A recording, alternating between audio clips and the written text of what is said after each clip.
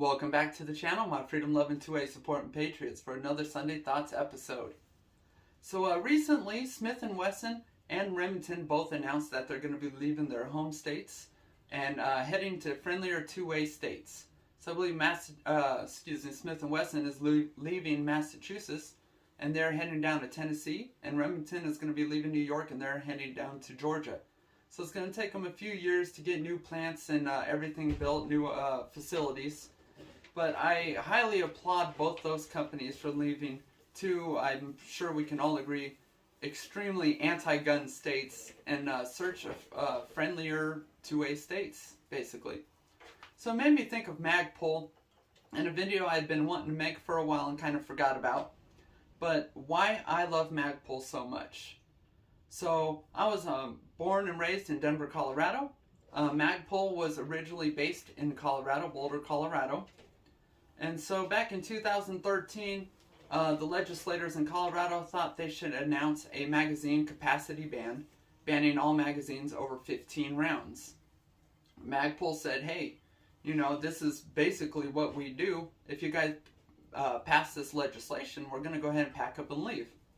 Well, the legislators in Colorado, being the commies that they are, of course, passed that legislation. So Magpul went ahead, packed up from Boulder and headed up to Cheyenne, Wyoming, and that's where their manufacturing plant is now, and then I think they moved their headquarters to Texas. So if you're not familiar with the area, Boulder to Cheyenne, Wyoming, Cheyenne's right on the southern edge there. It's about an hour-and-a-half drive.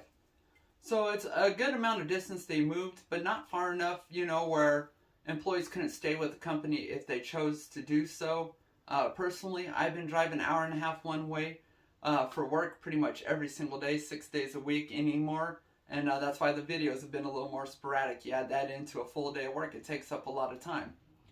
But I really applauded Magpul for making that move, and they did it in a way where it's still close enough, like I said, those employees could remain with the company if they wanted to. And before they left, they went ahead and did what they called Operation Boulder Airlift. Now, that was where if you lived in Colorado and had a shipping and billing address in Colorado, you could go ahead and get 5 PMags, and I believe they sold them to the residents of Colorado at their cost before they went ahead and packed up and left and that legislation passed. Now, at that time, I've talked about this in previous videos, that's 2012, 2013 was when I was first starting to get into firearms.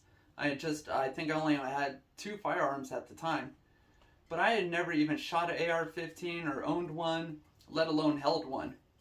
But I went ahead and I picked up 5 of those PMags, called up my sister, had her order 5 PMags for me as well. So I had 10 PMags before I had ever even owned or shot an AR-15. I knew it was something I was going to want. I really wanted one at the time. And wanted to hold on to the freedom of being able to have standard capacity magazines. Now there was a grandfather law written into that, so if you owned them before the date the legislation passed, you were able to go ahead and keep and maintain those magazines. So I had to just, from the get-go, like I said, it's just getting into guns. It made me really appreciate Magpul and what they stood up and were standing for. You know, they're standing up to freedom. They're saying, hey, we're not going to follow your unconstitutional laws here. And, you know, you don't like it, we're going to go ahead, we're going to leave, and you guys can pound sand.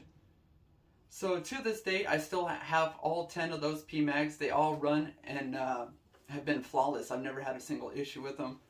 All together, I have at least easily 50 PMags between the ARs, a few from my P80 as well, some for the AK.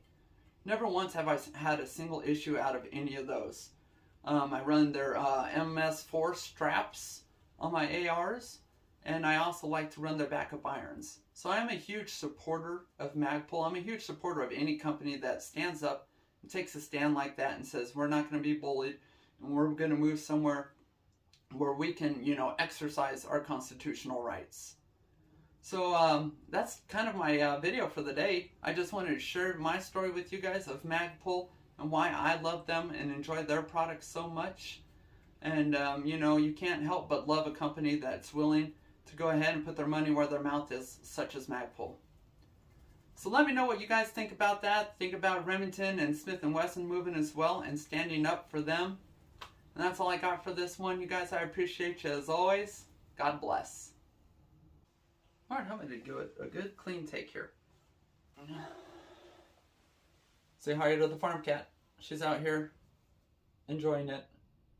She loves to hear me talk. Yeah.